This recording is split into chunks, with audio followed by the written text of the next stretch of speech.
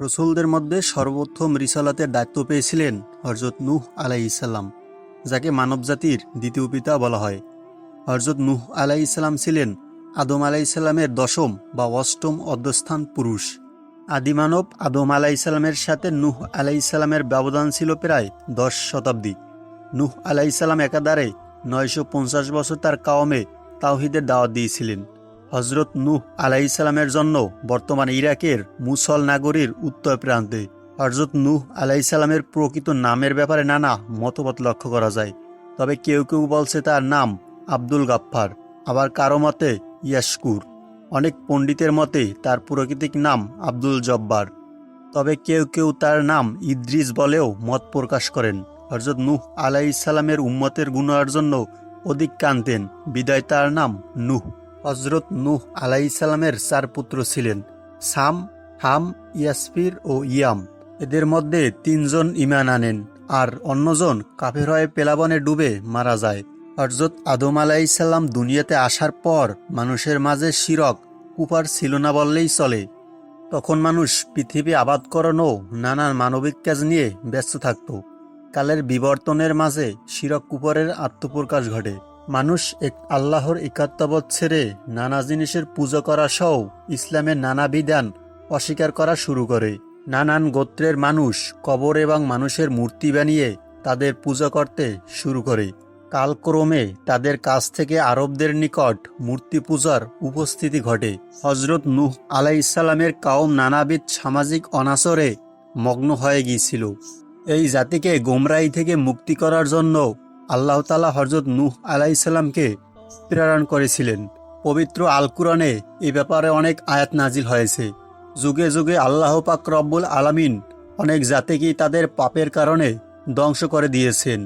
তদ্রূপ এই জাতিকেও ধ্বংস করার আগে তাদেরকে সতর্ক করার জন্য উক্ত কওমের নিকট আল্লাহ পাক নূহ আলাইহিসসালামকে পাঠান।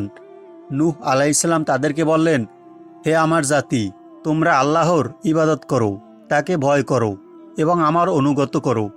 এতে আল্লাহ তাআলা তোমাদের ক্ষমা করে দিবেন এবং নির্দিষ্ট সময় পর্যন্ত সুযোগ দিবেন। কিন্তু আল্লাহর নির্দিষ্ট সময় এসে গেলে তোমরা আর সুযোগ পাবে না। নূহ আলাইহিসসালাম তার উম্মতের নানা বিষয়ের উপমা দেওয়ার মাধ্যমে আল্লাহ তাআলা এক এবং একত্ববোধের দিকে ফিরিয়ে আনার চেষ্টা করতেন। তিনি মহান আল্লাহ তাআলার অসংখ্য নেয়ামতের বর্ণনা দিয়ে তাদের বুঝাতেন। দিন-রাত প্রকাশ্যে গোপনে তাদের উম্মতের দাওয়াত দিতে থাকতেন হযরত নূহ আলাইহিসসালাম। কিন্তু তার ফল খুবই হতাশাজনক। লোকেরা তার দাওয়াতে অতিষ্ঠ হয়ে পালিয়ে যেত, কানে আঙ্গুল দিয়ে রাখত এবং খারাপ ভাষায় গালি করত। একবার তাদের গোত্রের প্রধানরা সাধারণ মানুষকে ডেকে আনলো। তাদেরকে বলা হলো যে তোমরা তোমাদের পূর্বপুরুষদের দেখানো পথ থেকে বিন্দু পরিমাণ সরবে না। এরপর থেকে লোকেরা হযরত নূহ আলাইহিসসালামের বিরুদ্ধে নানা ষড়যন্ত্র এবং চক্র শুরু করে। তারা হযরত নূহ আলাইহিসসালামের উপর নানান অভিযোগ করে। যেমন তারা বলতে লাগলো যে আপনি তো আমাদের মতোই মানুষ, নবী হলে তো আপনি ফেরেশতা হতেন। আমাদের গোত্রে হীন ও কম বুদ্ধিসম্পন্ন লোকেরাই আপনার অনুসারী। আপনার মূল লক্ষ্য হচ্ছে ক্ষমতা লাভ করা, আর আপনি যে দাওয়াত দিচ্ছেন তা আমাদের বাপদাদাদের দেখানো পথ বিরোধী। সুতরাং আপনি মিথ্যাবাদী। গোত্র প্রধানগণ আরও নানা অপচার চালিয়ে জনগণকে নূহ আলাইহিসসালামের উপর খেপিয়ে তুললেন। হযরত নূহ আলাইহিসসালাম তাদের এসব আপত্তির জবাব জানিয়ে দিয়েছেন। তিনি বললেন, হে আমার কওম, আল্লাহ পাক রব্বুল আলামিনের পক্ষ থেকে সুস্পষ্ট দলিল পাওয়ার পরও তোমরা যদি আমার কথা না শোনো, তাহলে আমি তোমাদের উপর জোরপূর্বক কোনো কিছু চাপিয়ে দিতে পারবো না। কোনো গরিব অসহায় ব্যক্তি যদি আমার ডাকে সাড়া দেয়, আমি তাকে কোনোভাবেই ফিরিয়ে দিতে পারবো না। যদি আমি এমনটা করি, অবশ্যই আমার প্রতিপালকের কাছে আমার জবাবদিহিতা করতে হবে। আমি দাওয়াতের বিনিময়ে তোমাদের নিকট কোনো সম্পদ, ক্ষমতা বা বিনিময়ের কিছু চাই না। আমার পুরস্কার আল্লাহ পাকের কাছে। লোকজনের কাছ থেকে এত দীক্ষা পেয়েও হযরত নূহ আলাইহিসসালাম থেমে যায়নি। তিনি একজনের পর আরেকজনের নিকট দাওয়াত দিতেই থাকলেন, এই আশায় হয়তো পরবর্তীতে আমার দাওয়াতে সাড়া দিবে। একাধারে 900 বছরেরও অধিক সময় ধরে কওমকে দাওয়াত দিয়েছিলেন হযরত নূহ আলাইহিসসালাম। তারা নূহ আলাইহিসসালামের দাওয়াতকে তাচ্ছিল্য করে প্রত্যাখ্যান করেছিল।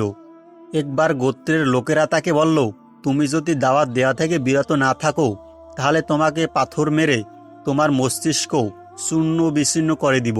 তারপরও তিনি দাওয়াত দিতে থাকেন, আল্লাহর কাছে তাদের হেদায়েতের জন্য দোয়া করতে থাকেন।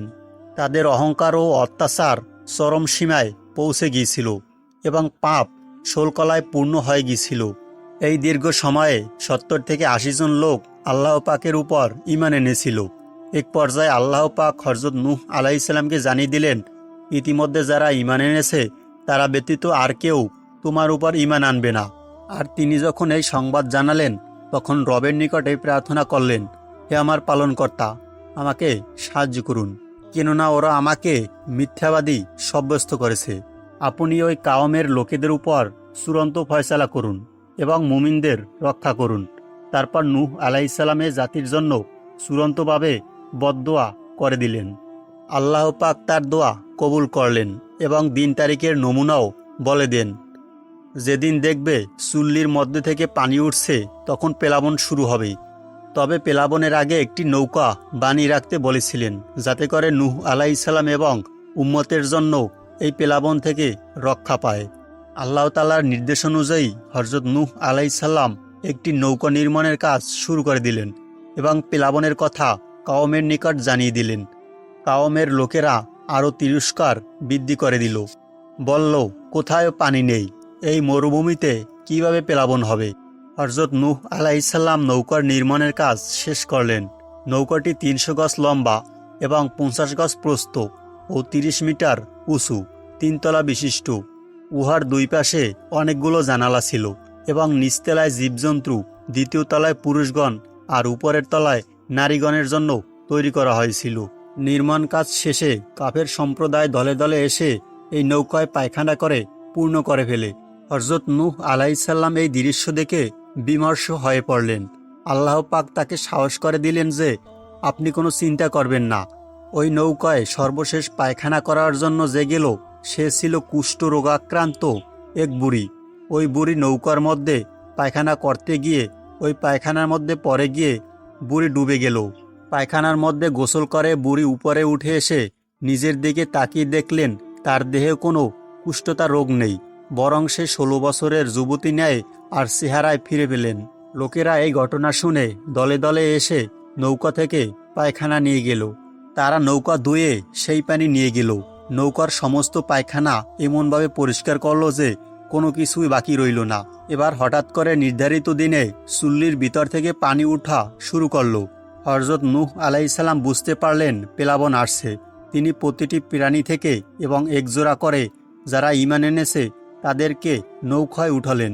এদিকে নূহ আলাইহিসসালামের পুত্র নৌকায় উঠতে চাইলেন, কিন্তু সে ঈমান আনেনি। আল্লাহ পাক নূহ আলাইহিসসালামকে সতর্ক করে বললেন, যদি তাকে নৌকায় তোলা হয় তাহলে নবুয়তের খাতা থেকে তার নাম কর্তন করা হবে। ৪০ দিন টানা প্লাবন ছিল। প্লাবন শেষে নৌকা এসে মাটিতে ঠেকল।